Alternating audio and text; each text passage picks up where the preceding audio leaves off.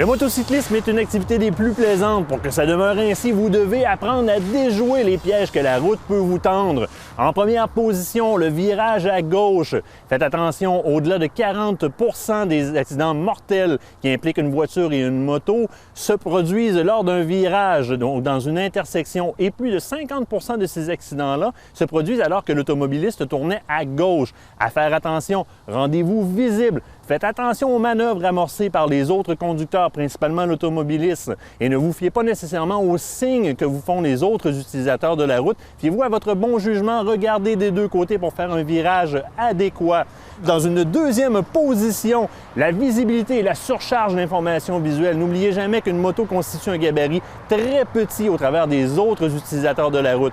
Étant petit, souvent, on est oublié. Se rendre visible et conduire dans la bonne portion, le bon tiers de la voie, devient primordial pour être vu. Vous déterminerez le tiers de voie qui vous est propre ou qui est le plus efficace en vertu de la visibilité qu'il va vous apporter.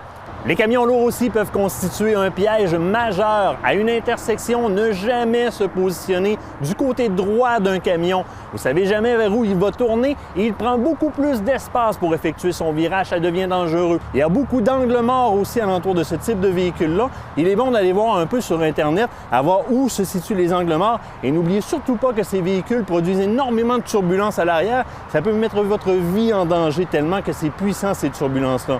Ensuite viennent les passages à niveau. À faire attention, surtout par temps humide ou encore en cas de pluie, la partie métallique des passages à niveau devient très glissant. Alors si le passage à niveau traverse la rue de façon parfaitement perpendiculaire, on peut le traverser directement.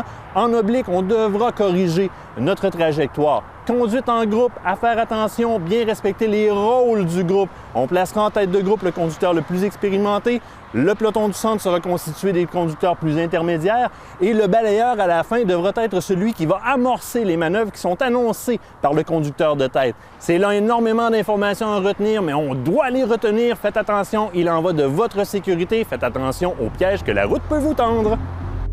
Cette info flash vous a été présentée par la Société de l'assurance automobile du Québec.